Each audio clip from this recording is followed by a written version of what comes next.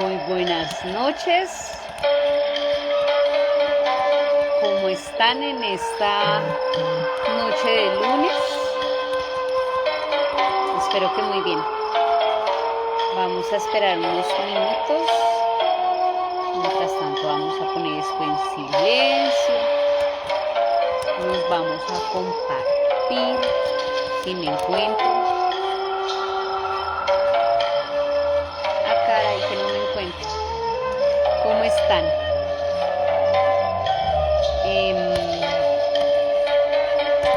Espero que muy bien.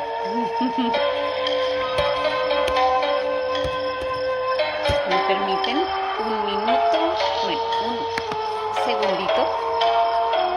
Nos vamos a compartir en el perfil de Facebook, que hoy nos estamos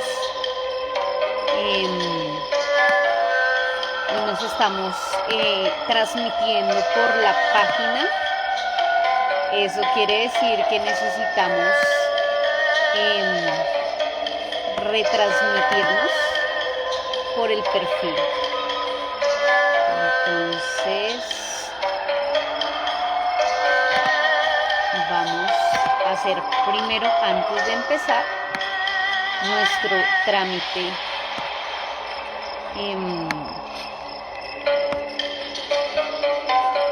trámite de compartirnos. Y listo. Entonces, ahora sí, una vez ya compartidos en el perfil, vamos a empezar nuestro cuento del día de hoy.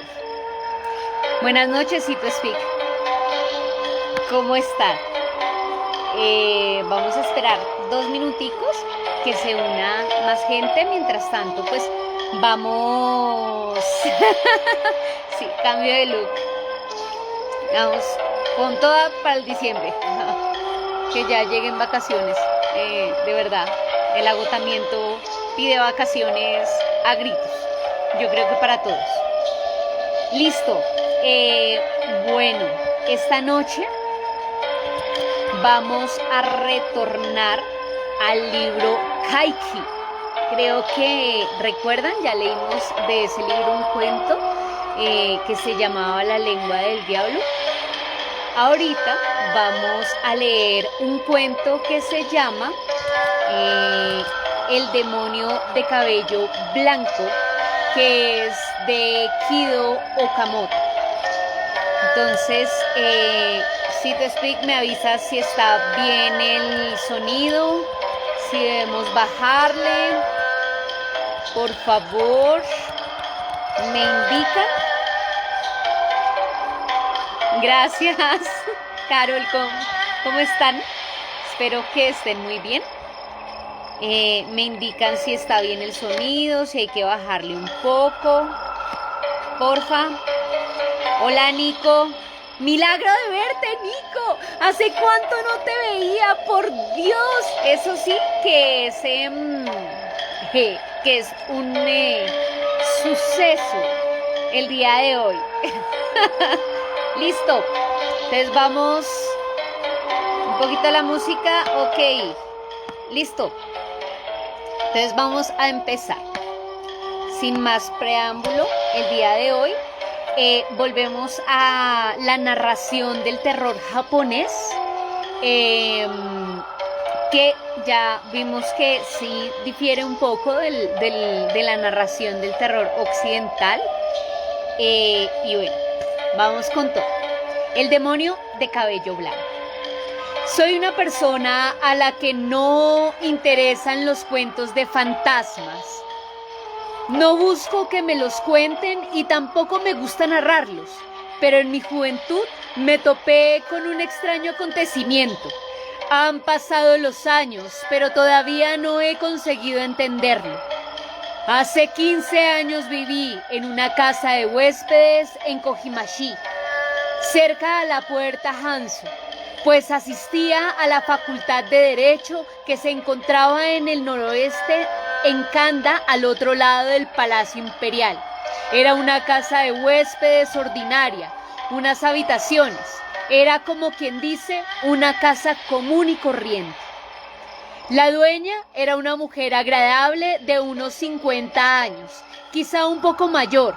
Vivían con ella su hija de 28 o 29 años y una sirvienta. Las tres se ocupaban de atender a los huéspedes. Un tiempo después nos enteramos de que tenía mucho dinero. Con su hijo estudiaba en Kioto y sin él se aburría y se sentía sola. Había decidido alquilar las habitaciones hasta su graduación. Era un pasatiempo para ella. Por lo tanto, a diferencia de otras arrendatarias, la nuestra era muy amable con nosotros. Nos trataba como si fuéramos de la familia y todos los huéspedes estábamos muy satisfechos. Por esa razón, la llamábamos Aya, en lugar de casera. Sé que es un poco raro que la llamáramos así, pero como he dicho, se trataba de una mujer cariñosa y amable. Puedo revelarlo. Lo dejaremos en Norikawa. Un apellido ficticio. Todo comenzó una noche despejada a principios de noviembre. Acudí al templo de Otorizan, que estaba en Yotsuha, al oeste de mi casa. Era una festividad de Torino Mashi y también la primera vez que la pasaba en Tokio. Como no tenía ganas de ir al Asakusa, pensé en acercarme a Yotsuya, que estaba más cerca. Después de cenar, me dirigí allí dando un paseo. No tenía mucha fe, debo admitirlo. Como acababa de comenzar noviembre, hacía buen tiempo y había mucha gente de compras. Dejé atrás la muchedumbre y entré en el templo a rezar. Cuando volví a salir, seguía viendo mucha gente. Una voz se dirigió a mí entre el gentío. Buenas noches, Suda. ¿Tú también estás aquí? ¿Has venido a rezar al templo? Bueno, algo así. Riéndose, el joven me enseñó un pequeño rastrillo para la arena y una piedra envuelta en una hoja de bambú. Amuletos que venden durante el Torino Ishi. Se llamaba Takeo Yamagishi, aunque ese también es un nombre ficticio. Vivía en la misma casa de huéspedes que yo. Como nos dirigíamos al mismo lugar, comenzamos a caminar juntos. ¿Cuánta gente, no te parece?, le dije. ¿Qué vas a hacer con lo que has comprado? Es un regalo, ¿no te parece?, le dije. ¿Qué vas a hacer con lo que has comprado? Nuevamente me dijo que era un regalo, pero esta vez me confesó que era para Isako. El año pasado también se lo compré, así que este año he decidido seguir con la costumbre. ¿No son caros?, le pregunté, pues no conocía el valor de esas cosas. Bueno, he intentado regatear, pero como estamos a principios de noviembre, los vendedores no dan su brazo a torcer. Nos dirigimos a Yotsuya cuando Yamagishi se detuvo frente a la cafetería. ¿Te apetece un té? Entró sin esperar respuesta, así que tuve que seguirlo. Nos sentamos en una mesa vacía que hacía esquina. Pedimos un té inglés y unos pastelillos. Suda, tú no tomas alcohol, ¿verdad? No, no bebo. ¿Nada de nada? Absolutamente nada. Yo tampoco, y mira que lo he intentado, me dijo con aire pensativo. Pero me ha sido imposible. ¿Por qué quería beber si no le sentaba bien? Me parecía curioso al verle sonreír. Yamagishi suspiró. Bueno, en tu caso quizás mejor que no bebas, pero a mí me vendría bien poder beber un poco, repitió antes de añadir con una sonrisa. Te estarás preguntando por qué. La razón es que si no bebo, Hisako me rechazará. No sé por qué creía eso Yamagishi, ya que Hisako parecía mirarlo con buenos ojos. Todos los huéspedes pensábamos que la muchacha intentaba conquistarlo. Hisako era la hija mayor, su hermano, el que estaba en Kioto, era menor que ella. La joven se había casado a los 21 años, pero su marido enfermó y murió poco después de la boda. Tras quedarse viuda, regresó a la casa familiar donde llevaba 7 u 8 años viviendo en soledad. Era una pena. Nosotros conocíamos la historia, aunque solo de forma superficial. Debo decir que la muchacha no era fea, todo lo contrario. Como su madre, una mujer amable y refinada. Puede que fuera cosa mía, pero tras su apariencia delicada y elegante se escondía una gran soledad. Yamagishi rondaba los 30 años. Era fornido y gozaba de una buena salud, tenía una presencia muy masculina y vestía muy bien, y ya que proveía de una de las familias adineradas. Cada mes recibía dinero extra, aunque fuese poco, y lo ahorraba. Desde cualquier punto de vista, los 7 huéspedes, él era el mejor partido, así que nos parecía lógico que Hisako se interesara por él.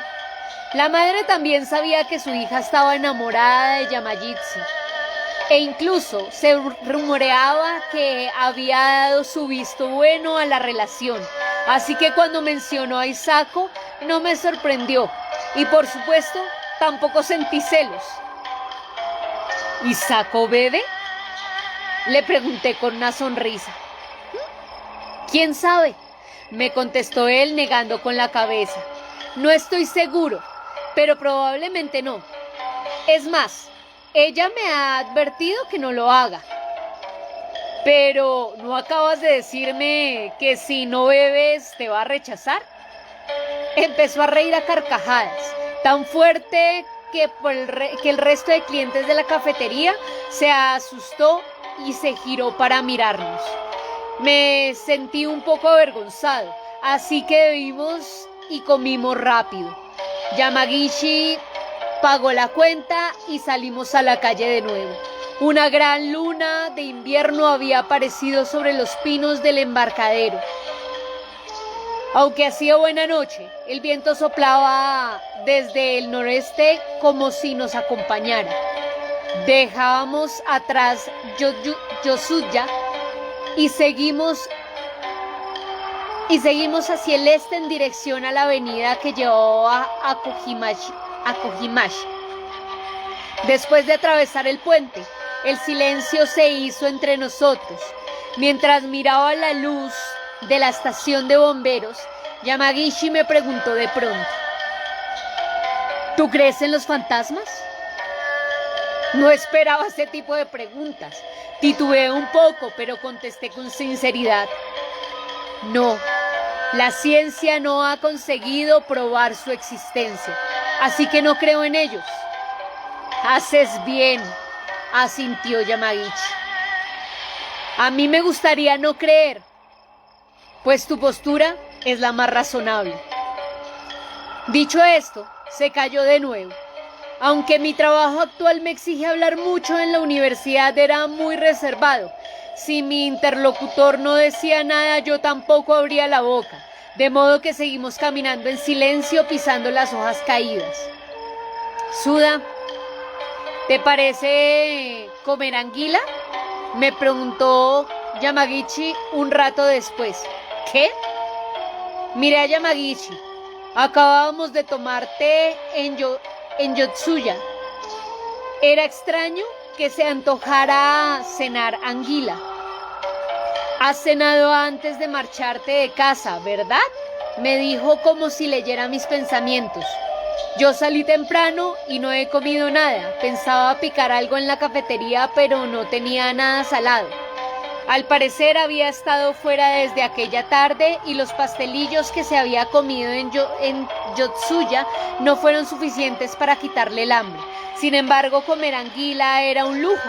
Bueno, no para alguien con tanto dinero como él, pero para un estudiante como yo era un antojo demasiado caro. Actualmente se encuentra en la carta, cualquier restaurante o fonda, pero en aquella época era un manjar escaso. Además, el restaurante donde él quería entrar era muy lujoso. Yo no podía acompañarlo. Entonces, me despido aquí. Tendrás que cenar tú solo, si no te importa. Ya nos veremos. Yamagishi no dejó que me fuera. No me parece bien. Anda, acompáñame. Me apetece comer anguila, pero también quiero contarte una cosa. Hablo en serio. Hay algo de lo que quiero hablar contigo. No pude negarme y cuando quise darme cuenta estaba en la segunda planta del restaurante. 2. Recuerden, hasta aquí, que las narrativas japonesas van como por libros o por escenas. Vamos para la escena 2. Antes de seguir con mi relato, es necesario que explique cómo era mi relación con Yamagishi. Vivíamos en la misma casa de huéspedes, pero aparte de eso teníamos una conexión especial. Los dos queríamos ser abogados. Era como mi hermano mayor, mi senpa, y yo lo respetaba. Existía una gran diferencia entre su capacidad intelectual y la mía, lo cual fortalecía mi sensación de inferioridad. Yamagishi dominaba todos los tecnicismos legales y además de inglés hablaba alemán y francés. Yo me alegraba mucho de conocer a alguien con tanto talento. Acudí a su habitación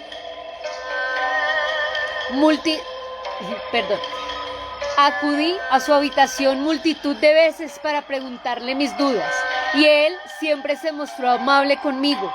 Para mí, Yamagishi era casi un maestro. Lo respetaba y admiraba y él me tenía cariño. Sin embargo, había un detalle que siempre me había parecido extraño. Yamagishi había suspendido 4 veces el examen de abogacía. ¿Por qué no lo había logrado? ¿Había cuenta de sus cualidades intelectuales? Hasta donde yo sabía, otros menos brillantes lo habían pasado sin ningún problema. Los exámenes eran una especie de ruleta. No siempre lo superaban los más capaces, pero suspender no una ni 2, sino 4 veces no tenía explicación. Mi problema es que soy nervioso y cobarde, se excusaba siempre Yamagishi. Pero desde mi punto de vista no era ningún sentido un hombre cobarde. No parecía creíble que pudiera el miedo o la presión de un examen. Era un misterio. No había otra palabra para definirlo. A pesar de eso, recibía una jugosa paga de sus padres y no parecía deprimirlo por sus múltiples fracasos. Estaba tranquilo y seguía viviendo en la casa de huéspedes. De hecho, hasta ese momento me había invitado 2 o 3 veces a comer anguila. Era joven, seguro que ya tiene el estómago vacío. No te preocupes por mí, come. No te cortes, por favor. Decidí tomarle la palabra y comencé a comer. Nos trajeron sake, pero como ninguno de los dos bebía, nos dedicamos solamente a comer. Mientras esperábamos nuestra segunda porción de anguila asada con salsa de soya, me dijo en voz baja: mira, he decidido que este será mi último año aquí. Estoy pensando en regresar a mi tierra.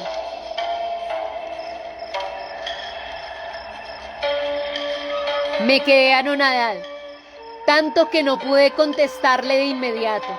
Ya sé que es repentino, entiendo que te sorprenda, pero creo que he hallado el momento de desistir y volver a casa. No tengo suerte, estoy gafado. Parece que la abogacía no es lo mío. Eso no es cierto.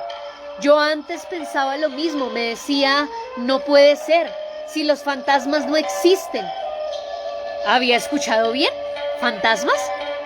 Un poco antes Me has dicho que no crees en los fantasmas, ¿verdad? Me preguntó.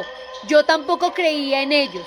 De hecho, me reía cada vez que alguien me contaba una de esas historias. Pero precisamente yo, que no creía en ellos, estoy siendo ahora mismo acosado por uno. Y aquí estoy, a punto de renunciar al que siempre ha sido mi sueño. Tú que eres escéptico, creerás que estoy diciendo una estupidez.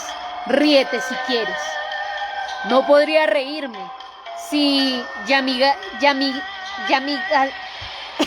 perdón, si Yamihishi decía tal cosa, era porque existía una evidencia clara de lo que demostraba. Pero era imposible, los fantasmas no existían. Me quedé callado, dudando de lo que había oído mientras Yamagishi miraba uno de los focos del techo. Estamos sentados en el reservado amplio del segundo piso, solos. Nuestra única compañía era el frío de la noche. Debía ser las 9 de la noche. Oímos el sonido del tren que pasaba frente al mesón y el agitar de los abanicos que estaban usando debajo del airear de las anguilas. ¿Era mi imaginación o parecía que ese foco sobre mi cabeza se había oscurecido? La sombra blanca de una flor de té colocada en el toconoma se había oscurecido. La sombra parecía triste y pálida, pero no lo suficiente para recrear el ambiente de los relatos de fantasmas. Un poco después, Yamagishi reanudó su explicación. No me enorgullece, pero he estudiado mucho. Tenía la certeza de que pasaría el examen de abogacía sin ningún problema. Puede que sea vanidoso, pero creía que podía. Claro, yo tampoco lo dudo, contesté rápidamente. No hay razón para que alguien como tú no pase ese examen. Sin embargo, no lo paso, dijo sonriendo con tristeza. Tú lo sabes mejor que nadie. Esta es la 4ª vez que suspendo. Lo sé, y es muy extraño. ¿Por qué será? Ya te he dicho por qué. Me acosa un fantasma. Es una estupidez, lo sé. Sé que no tiene sentido, pero es la verdad. No pude hacer nada al respecto. Nunca se lo he contado a nadie, pero recuerdo la primera vez que hice el examen, ese maldito examen. Mientras lo realizaba apareció ante mis ojos la imagen borrosa de una mujer. Era imposible que estuviera allí, no podía ser cierto. Estaba esquelética y era muy alta. Tenía el cabello blanco. No sé si llevaba kimono, pero se veía su rostro con claridad. Habrías creído que era una anciana porque te he dicho que tenía el pelo blanco, pero no debía tener más de 30 años. La mujer estaba ante mi pupitre mirando fijamente mi examen y no pude escribir nada. Tenía la mente tan nublada que prácticamente no sabía qué estaba haciendo. ¿Quién sería esa mujer? ¿Tú quién crees? Pero, dije confuso, no estaba solo, ¿verdad? Había otros muchos aspirantes, cada uno en su pupitre, y además el examen tuvo lugar durante el día, ¿no? Sí, en efecto, así fue, asintió Yamagashi. Era mediodía y el sol entraba por las ventanas. En la sala había muchos otros examinándose.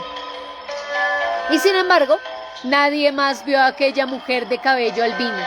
Estaba ante mí, pero los demás escribían sin inmutarse a mi lado. Solo me acosaba a mí.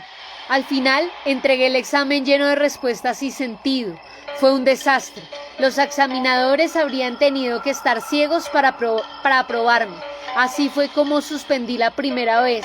Pero no me desanimé, ya que soy optimista por naturaleza. Además, mi familia podía permitirse pagar mis gastos durante un año más. ¿Quién crees que era la mujer? ¿Tienes alguna teoría? Pensé que había sufrido una crisis nerviosa, me contestó Yamagashi. Había estudiado mucho para aquel examen. Me acostaba cada noche a las 2 o a las 3 de la madrugada, repasando, y la tensión debió pasarme factura. Me autodiagnostiqué neurastenia. Por tanto, me consideré que fuese nada raro. ¿Volviste a verla?, le pregunté incisivamente. La historia no acabó ahí. En aquella época vivía en una casa de huéspedes en Kanda, pero era muy ruidosa y yo tenía los nervios crispados, así que me mudé de Koshikawa, cerca de la Universidad de Tokio. El año siguiente hice el segundo examen y el resultado fue el mismo. La mujer apareció ante mi pupitre, con el cabello blanco, mirando fijamente mi hoja de respuestas. Maldición, ha vuelto, pensé, pero no me atreví a enfrentarme a ella. Sentí que se me nublaba la vista. Era confuso, era como estar en un sueño. Para no aburrirte, volví a suspender, pero no me desanimé. Seguía culpando a mis nervios, así que decidí cambiar de aires. Pasé 3 meses en la playa de Shohan, descansando, y me sentía mucho mejor. Cuando regresé a Tokio, me mudé a al lugar donde vivimos ahora, la casa de Horikawa. Hasta entonces era el sitio más acogedor donde había estado.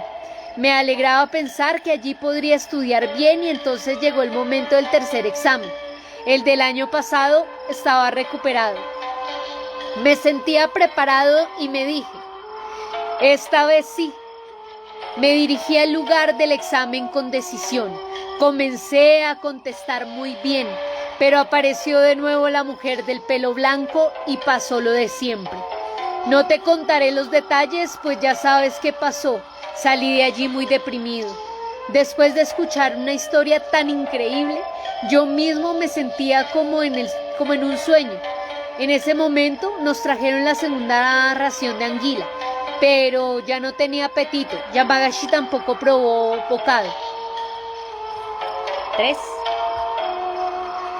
Me interesaba más escuchar la continuación del relato que comer la anguila, así que le pregunté, ¿entonces fueron de nuevo los nervios? No lo sé, suspiró Yamagashi. Empecé a pensar que había algo más. ¿Sabes? Yo siempre contaba a mi familia el resultado de mis exámenes, pero omitía el detalle de la mujer del pelo blanco. Nadie me creería, y si yo lo decía pensarían que lo había inventado todo. Así que achaqué mi fracaso a la falta de estudio. En fin, no creí necesario informar de ello a mi familia, así que me lo callé. Sin embargo, después del tercer suspenso, me dije, aquí pasa algo. Pasa algo raro. Estaba empezando a sospechar. En aquel momento recibí una carta de mi padre donde me pedía que regresara a casa. Él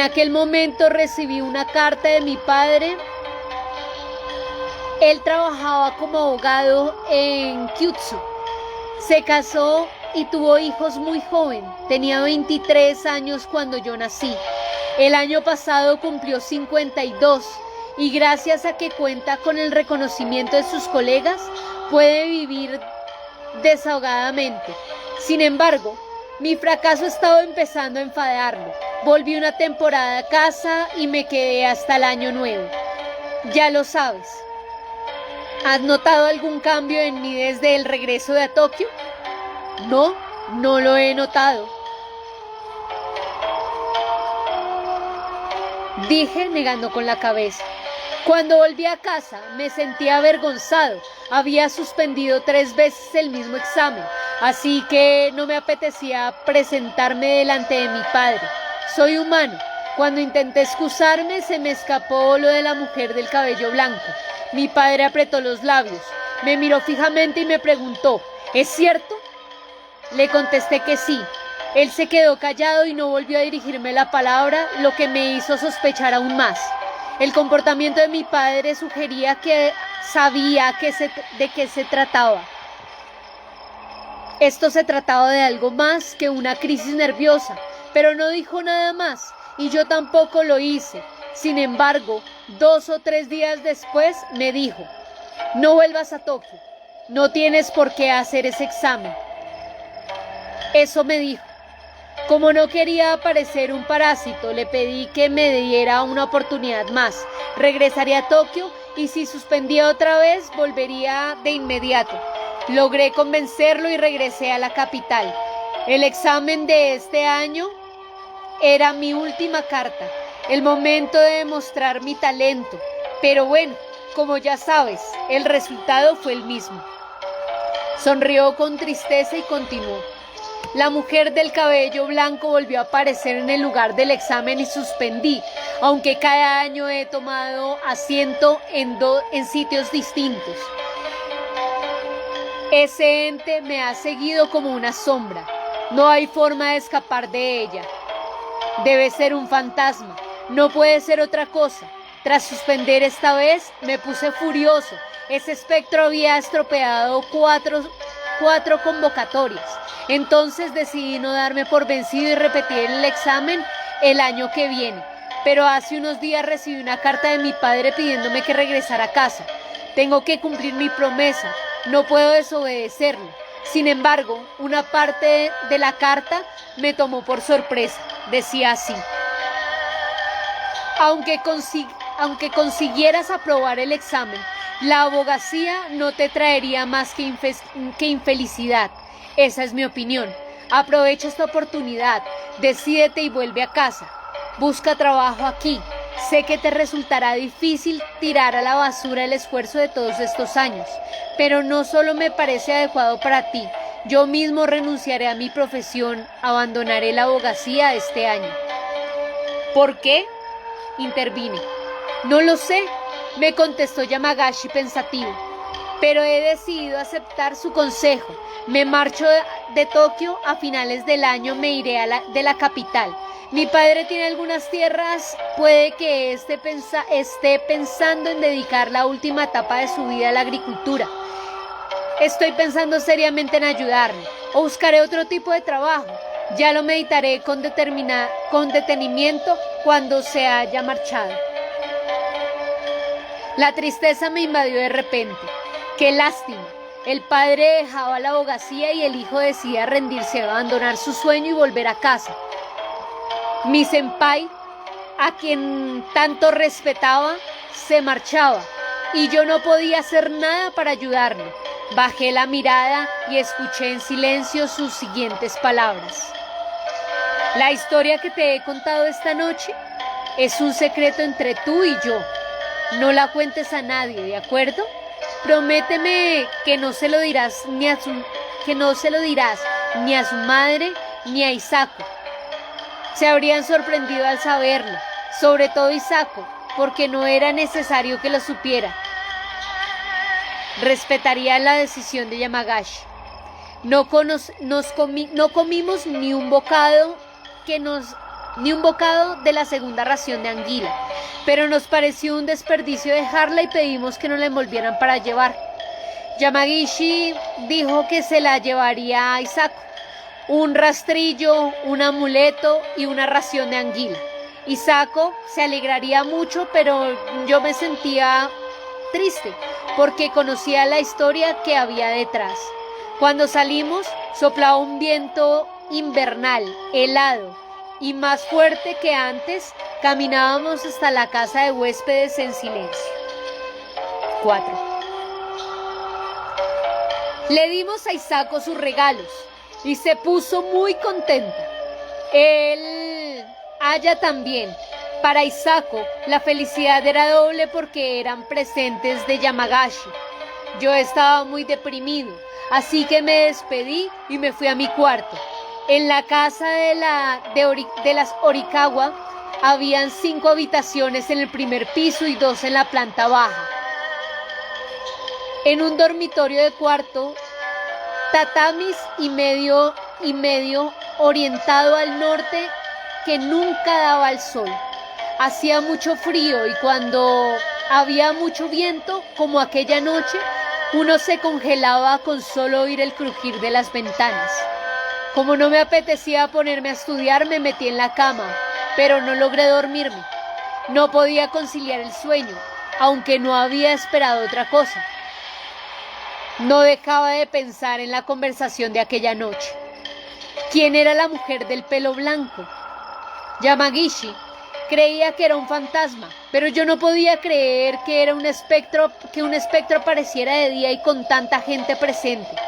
No parecía posible. Además, su padre había actuado de un modo extraño al enterarse. lo que indicaba que había algo más. El padre de Yamagishi sabía algo más. Iba a dejar la abogacía y había aconsejado a su hijo que no hiciera el examen. Debía haber alguna razón. Suponía que estaría relacionado con la profesión del padre, con algún secreto de su trabajo, pero Yamagishi no me había revelado más detalle. Puede que su padre le hubiera develado el secreto en aquella última carta. Era plausible que aquella fuera la razón por la que se había rendido y decidido abandonar la ciudad. Mi mente comenzó a imaginar. Ya que el padre de Yamagishi era abogado, aquello tendría que estar relacionado con algún litigio. No debió ser un juicio penal, probablemente fuera civil, fuera el demandante o la demandada el que resultó había sido perjudicial para una mujer de cabello blanco, o bien se había suicidado o había muerto en gran agonía. Eso era lo de menos. Lo importante era que antes de morir maldijo al padre de Yamagishi y el producto de esa animadversión estaba haciendo sufrir a su hijo. Así planteaba la historia, cumplía con todos los requisitos del típico cuento de fantasmas. Pero, ¿sería posible que algo tan asombroso ocurriera en la vida real? Tenía que admitirlo, era imposible. Había olvidado un detalle. Tenía que averiguar si la mujer de cabello blanco había contado aparecía solo durante el examen o si hacía en cualquier otro lugar. Por lo que me había concentrado no era así. Pero tenía que asegurarme bien. Mientras pensaba todo eso, oí el canto de un gallo, el de la tienda de arroz del vecindario. A la mañana siguiente, el viento era tan frío que parecía que ya estábamos en invierno. Yo no había conseguido conciliar el sueño, pero a pesar de ello desayuné apresuradamente y me fui a clase. Para entonces, el invierno había cesado, el hielo estaba azul y despejado. Temía que algo ocurriera en mi ausencia. Era una corazonada. Cuando regresé aquella tarde, no noté ningún cambio. Isako estaba atareada y Yamagishi leía en su cuarto. Gran parte de mi angustia desapareció. A las 6, cuando Isako me trajo la cena a la habitación, era casi de noche. Ya se sabe que en noviembre es casi de noche a esa hora. Solo iluminaba mi cuarto la farola del exterior. Hoy hace mucho frío, ¿no te parece?, me dijo Isako. Estaba tan pálida como siempre, su piel era casi transparente. Sí, menudo invierno nos espera. Isako siempre dejaba la bandeja y se iba por aquella noche, pero aquella noche se sentó junto a la puerta. Suda, ayer saliste con Yamagishi, ¿verdad?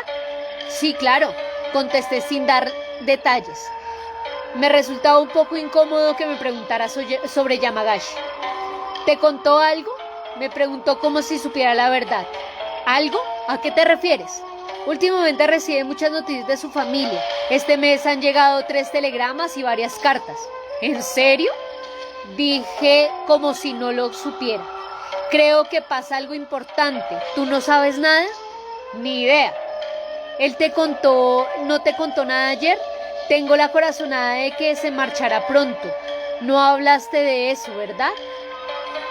Estaba sorprendido, pero había prometido guardar el secreto y no sabía contar nada. Y no podía contar nada, como si me leyera la mente. Isako insistió. Tú siempre estás con él. Sois muy amigos. ¿Sabéis algo, verdad? No me mientas. Dímelo, por favor. En otras circunstancias se lo hubiera contado, pero no sabía que eso solo traería más problemas. Además, no sabía hasta qué punto había avanzado en la relación entre Isako y Yamagishi. Y no quería meter la pata. Tenía que cumplir mi palabra. Resistí el interrogatorio y me hice el tonto. Pero Isako palideció, hizo una mueca y dijo algo inverosímil. Yamagishi es un hombre horrible. Me da miedo. ¿Por qué? ¿recuerdas la anguila que me trajo anoche? Entonces Hisako me contó lo siguiente. Como era muy tarde, había dejado la anguila en una de las alacenas de la cocina para comérsela hoy. En el vecindario había un gato negro, callejero, que por la mañana aprovechó el descuido de la sirvienta para comerse una de las brochetas de anguila. Pensaron que se había llevado al patio trasero para comérsela, pero cuando fueron a buscarlo, lo encontraron vomitando. El gato estaba envenenado y había muerto. Al escuchar su relato, sentí que no podía seguir aludiendo a aquella conversación. ¿Estás segura de que el gato se envenenó con la anguila?, le pregunté negando con la cabeza. ¿Y el resto de brochetas? Estaba asustada, así que se lo conté a mi madre y decidimos tirarlas.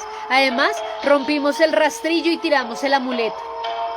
Pero nosotros comimos anguila y míranos, estamos bien. Por eso digo que es un hombre horrible, exclamó con mirada brillante. Me dijo que era un regalo, pero su intención era envenenarme.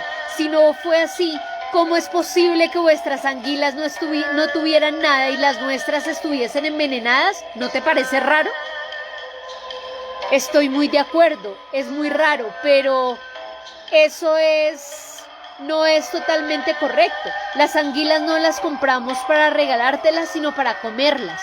Como sobraron, las pedimos para llevar. Yo estuve todo el tiempo con Yamagashi y no vi que les pusiera nada. Te doy mi palabra. O la anguila se pudrió por la noche y el gato se envenenó con otra cosa. Esta es la explicación más conveniente. Ni Yamagashi ni yo tenemos nada que ver. A pesar de mi acalorada defensa, no conseguí convencer a Hisako. Además, había empezado a mirarme mal y eso me hizo enfadar. ¿A qué vienen todas esas sospechas? Solo ha muerto un gato. ¿Hay alguna otra razón?, le pregunté. Hay otras razones, sin duda. ¿Cuáles? No te las voy a decir, me contestó Hisako. Era evidente que no pensaba responder ninguna pregunta. Estaba enfadado, pero no era prudente discutir con Hisako en aquel estado de histeria. Habría sido una pérdida de tiempo, así que decidí callarme. En ese momento escuchamos la voz de su madre y Hisako se retiró en silencio. Mientras comía no dejé de dar vuelta a lo ocurrido. A diferencia del asunto del fantasma, lo del veneno parecía ser cierto. Tanto Hisako como el Aya creían que Yamagashi había intentado envenenarlas, así que, por su bien, era mi deber resolver aquel embrollo. Mi duda era, ¿sabrá él todo el alboroto que se ha armado? Tenía que enterarme de eso primero, así que cené y bajé de inmediato. Me dirigí al cuarto de Yamagashi para preguntarle, pero no lo encontré. Después de cenar, había salido a pasear. Mi cabeza era un caos. No tenía ganas de subir a mi habitación, así que me marché de casa. Al salir, el Aya me vio y me llamó. ¡Suda, Suda! Me detuve junto al buzón al escuchar mi nombre. El Aya se acercó corriendo. Tras asegurarse de que nadie nos oía, me preguntó en voz baja. ¿Hisako te ha dicho algo? No sabía qué responder, así que no dije nada. ¿No te ha contado nada sobre la anguila de anoche? Sí, lo ha hecho, contesté con decisión. Algo de un gato negro, me murmuró tras comerse la anguila. El gato se ha muerto, eso es verdad, pero estoy muy preocupada por Hisako. Sus sospechas no tienen fundamento. Yamagashi jamás haría nada que la dañara. Estaba tan alterado que el Aya se quedó anonadada, pero volvió a mirar sobre su hombro y susurró. No sé si lo sabes, pero últimamente no dejamos de recibir telegramas y cartas para Yamagashi. Eso está afectando mucho a mi hija. Teme que vaya a regresar a su pueblo. Aunque eso fuera cierto, ¿qué le importa a ella? ¿Es que Yamagashi tiene algún compromiso con Hisako?, le pregunté ya sin ningún respeto. El Aya parecía molesta, no respondió y se quedó un momento callada. Eso confirmó que las sospechas del resto de huéspedes eran ciertas. Había algo entre Yamagashi y Hisako. Además, era obvio que Ella había dado su consentimiento. Ya sabes cómo es Yamagashi. Aunque regrese a su casa, no creo que lo haga sin avisar. Todo esto tiene fácil arreglo. No es necesario preocuparse tanto. Y diga lo que diga Hisako, esto no tiene nada que ver con el asunto de la anguila. A continuación le expliqué a ella lo ocurrido como había hecho con Hisako. La mujer lo entendió y asintió. Tienes razón, Yamagashi, no pudo hacer algo así. Hisako es muy tranquila normalmente, pero últimamente está bajo mucha presión. ¿No estará sufriendo un ataque de histeria? Es posible, dijo la dueña con tristeza. Aunque seguía un poco enfadado al ver la expresión preocupada de Aya, que siempre había sido tan buena conmigo, me apené mucho. Quería consolarla. En ese momento vino el cartero a recoger la correspondencia y tuvimos que alejarnos de allí. Cuando nos giramos vi que Hisako estaba en la puerta. Nos estaba mirando. Apenas podía distinguirla, pues a la luz de la farola era muy tenue. La joven se dio cuenta de que habíamos visto y entró en la casa de inmediato. 5. Me despedí de Aya y caminé en dirección a Kojimachi. En ese momento, un coche pasó de largo. Estaba oscuro, pero tenía encendidos los faroles delanteros. Me pareció raro. En el interior iba una señora que parecía tener pelo blanco. Me recorrió un escalofrío y me detuve. El coche pasó como el viento. No sé a dónde se dirigía, simplemente desapareció. ¿Es posible que fuera una alucinación? Tenía que serlo. Yamagashi me había hablado mucho sobre el fantasma, sobre aquella mujer de cabello blanco, y por eso había creído que la ocupante del coche era ella. Aunque hubiera tenido el pelo blanco, son muchas las ancianas que tienen canas. Era solo una mujer de cabello blanco. No la estaba atormentando a Yamagashi. Era absurdo. ¿Por qué iba a ser la misma persona? De todos modos, aquella tétrica visión me había asustado un poco. Madre mía, qué miedoso. Soy un auténtico cobarde, me dije socarronamente. Seguí caminando por la calle iluminada junto a las vías del tren. No soplaba el viento, pero hacía mucho frío. Cuando llegué a Yotsuya, comencé a andar cada vez más deprisa. No llevaba sombrero ni abrigo y el frío me atravesaba los huesos, pero tenía la sensación de que había pasado algo siniestro en mi ausencia. Mis pasos se hicieron más rápidos al acercarme a la casa. Crucé la calle. La luz de la luna alumbraba el asfalto cubierto de escarcha. En algún lugar de la ciudad ladraba un perro. Atravesé la puerta de la casa de Orikawa y me quedé paralizado. Mientras yo daba la vuelta, Yotsuya Mitsuke Hisako había ingerido un veneno y un medicamento fuerte y estaba muerta. Yamagashi no había regresado todavía. La joven se había quitado la vida en su cuarto y había dejado una nota en el cinturón de su kimono. Estaba dirigida a su madre. Yamagashi me ha asesinado. Solo ponía eso. El Aya estaba desconsolada. La policía y los peritos estaban ya allí, investigando el lugar donde había ocurrido. La sirvienta les contó lo del gato muerto y me interrogaron. Cuando Yamagashi regresó, lo arrestaron. Hisako se había suicidado, pero aún no se había aclarado el asunto del gato. Además, la nota culpaba directamente a Yamagashi.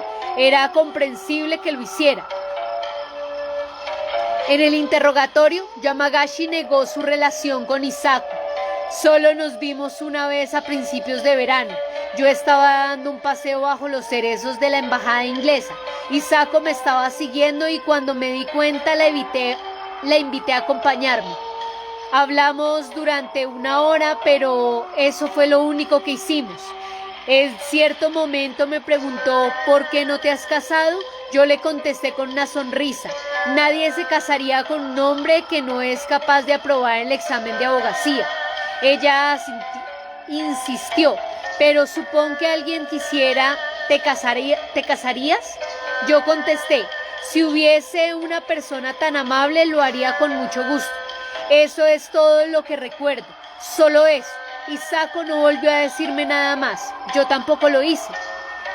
Yo sabía más o menos que mi hija estaba enamorada de Yamagishi.